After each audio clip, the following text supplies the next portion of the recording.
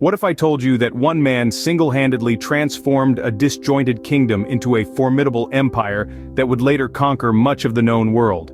Would you see him as a visionary strategist or a dominating despot?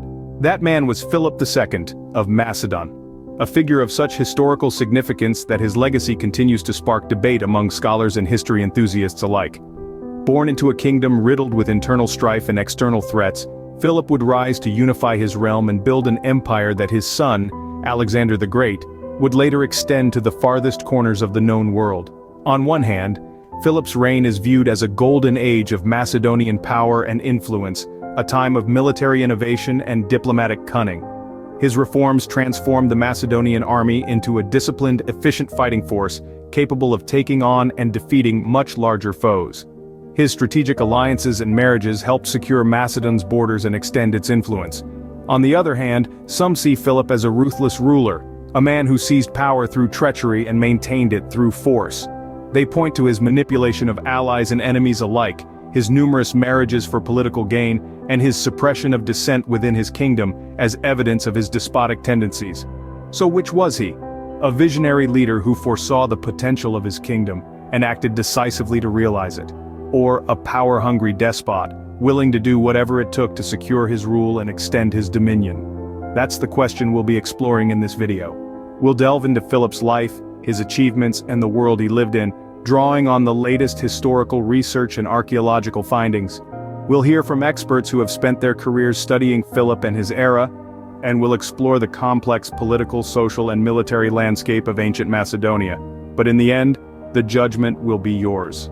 History isn't about simple answers, it's about understanding the complexities of the past and drawing your own conclusions, so buckle up as we delve into the world of Philip II of Macedon. Born in 382 BC, Philip II was not destined for the throne from birth.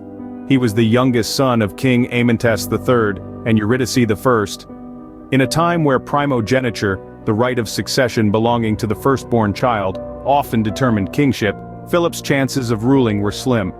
Growing up in the royal court of Pella, young Philip was exposed to the nuances of power and politics.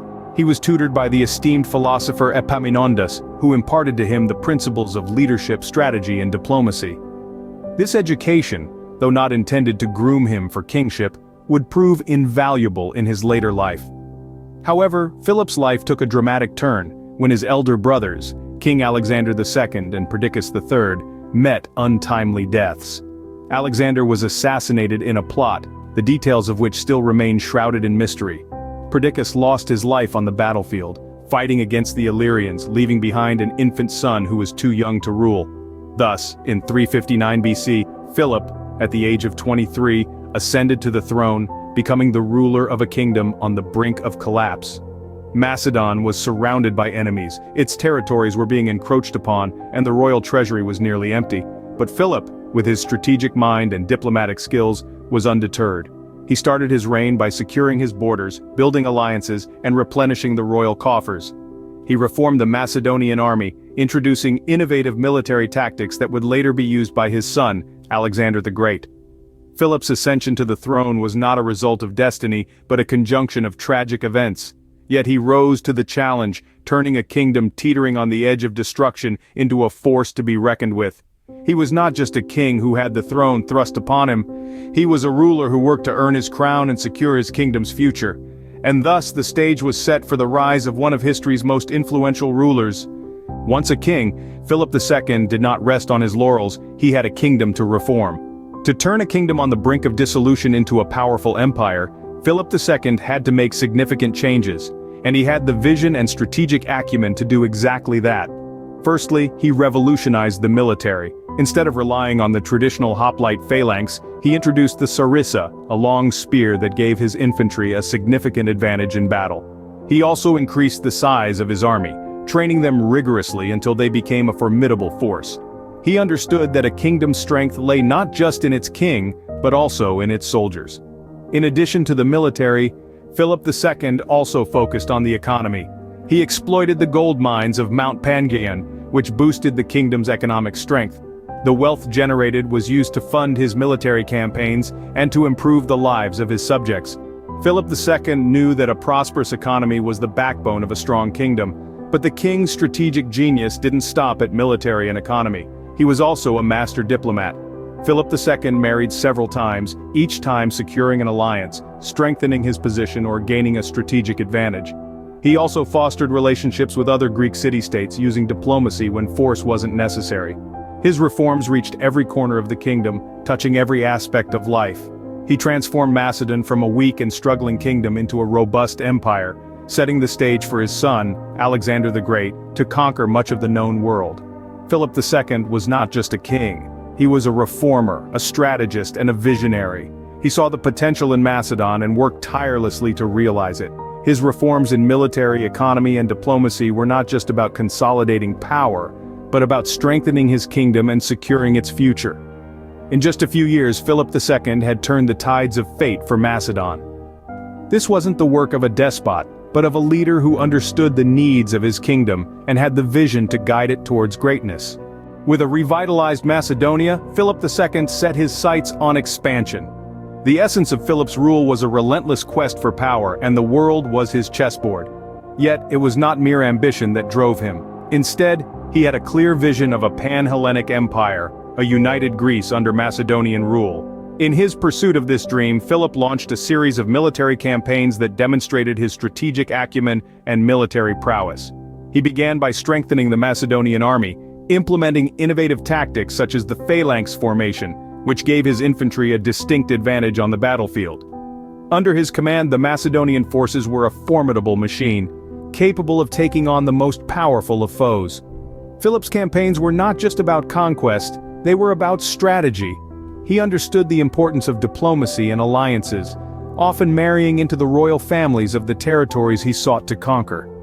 He knew that power was as much about perception as it was about brute force. Through these marriages, he was able to strengthen his alliances, secure his borders, and legitimize his rule. Under Philip's rule, the boundaries of Macedon expanded dramatically. He conquered Illyria and Thessaly, extending Macedonian influence over these key regions. He then turned his attention to the Chalkidiki Peninsula, home to the powerful city-states of Olynthus and Potidaea. Despite their formidable defenses, Philip managed to subjugate these cities, thereby gaining control over the crucial trading routes in the Aegean Sea. His most significant conquest, however, was the city-state of Athens. After a protracted siege, Athens finally capitulated, marking a turning point in the history of Greece. With Athens under his control, Philip was able to exert his influence over the entire Attic Peninsula, bringing it under the Macedonian sphere of influence. Yet, despite these military successes, Philip's expansion was not without its challenges. He faced resistance from other Greek city-states, particularly Thebes and Sparta. However, through a combination of military pressure and diplomatic finesse, he managed to keep these potential threats at bay. In the end, Philip's vision of a united Greece was not fully realized in his lifetime. His untimely death in 336 BC cut short his ambitions. However, his expansionist policies laid the groundwork for the future conquests of his son, Alexander the Great, who would go on to create one of the largest empires in history. Philip II's vision of a pan-Hellenic empire was gradually becoming a reality. His rule marked a significant shift in the balance of power in the ancient world, setting the stage for the rise of Macedon as a dominant force in the Mediterranean. Whether he was a visionary strategist or a dominating despot, one thing is certain: Philip II transformed Macedon, leaving a legacy that would shape the course of history. However, even the greatest of empires can fall, and so can their kings. The sun began to set on Philip II's reign, as he moved into the twilight of his years. The man who had shaped Macedon into a formidable force was now facing battles of a different kind. The personal and political challenges he encountered in his later years were as formidable as the armies he had once led. His personal life was riddled with marriages and betrayals, alliances made and broken, and a growing divide between him and his son, Alexander. Philip's numerous marriages, often politically motivated, sowed discord within his own family. His relationship with Olympias, Alexander's mother, was particularly fraught, adding further fuel to the fire of familial discontent. At the same time, Philip's political vision was increasingly put to the test. His strategies, once lauded as groundbreaking, were now being questioned. His attempts to unite Greece under his banner were met with resistance, leading to the formation of the Corinthian League. His dream of leading a unified Greek force against the Persian Empire was met with skepticism, and his military tactics were under scrutiny. Philip's reign was not without its successes, though. Despite the turbulence, he continued to strengthen Macedon's military might and to expand its territories. He maintained control over the Corinthian League and managed to keep his dream of a Persian campaign alive. His diplomatic skills were as sharp as ever, enabling him to navigate the intricate webs of alliances and rivalries that defined the Greek world. But the end was drawing near. In the year 336 before Christ, Philip was assassinated, the victim of a court conspiracy. The details of his death are shrouded in mystery and speculation, with theories ranging from political intrigue to personal vendetta. What is certain, however, is that his death marked the end of an era. The king who had transformed Macedon from a weak kingdom on the fringes of the Greek world to a dominant force in the region was no more. Yet the story does not end there. Philip's death left a void, but it also left a legacy. His son Alexander, despite their strained relationship, would go on to fulfill his father's dream of a Persian campaign. He would build upon the foundations laid by Philip, creating an empire that stretched from Greece to Egypt and as far east as India. The reign of Philip II may have ended, but the era he had ushered in was far from over. With Philip II's death, an era of Macedonian supremacy ended, but his legacy was far from over. Philip II left behind a legacy that still sparks debate among historians. As we reflect on his life and reign, we find ourselves tangled in a web of contrasting perceptions and interpretations. Was Philip II of Macedon a visionary strategist or a dominating despot? Let's dive deeper into the arguments on both sides. Philip's reign, beginning in the year 359 BC, was marked by a series of strategic decisions that transformed the kingdom of Macedon from a peripheral state on the edge of the Greek world into a dominant empire.